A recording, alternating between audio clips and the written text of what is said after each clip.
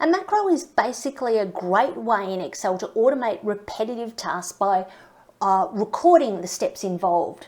Now, you need to make sure that when you are considering a macro that everything is exactly the same every single time. So, for example, on this worksheet, every time I run the macro, I want it to delete that empty first line.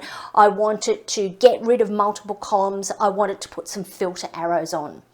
So click somewhere on your data and go to View, Macros, Record Macro. I'm going to give the macro a name. I'm going to call it Tidy Up.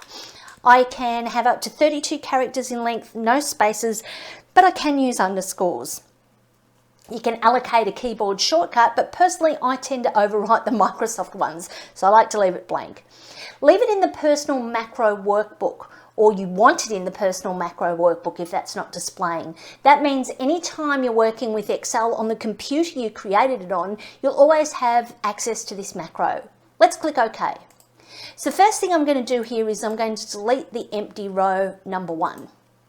Now what I'm going to do is delete the columns that I don't want. So I'm holding down the Control key and I'm clicking on the columns I don't want.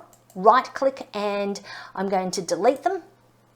Now what I want to do is I'm going to come to the Home tab, Sort and Filter, and I'll switch the filter arrows on.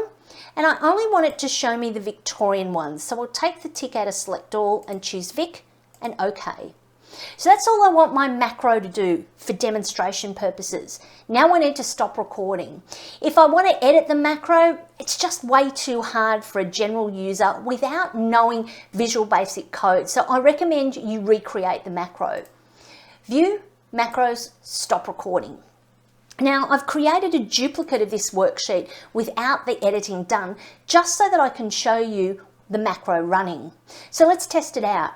Macros, View Macro, there's our macro there. Watch what happens when I click Run. All of our data is the same every single time and the macro simply automates that process.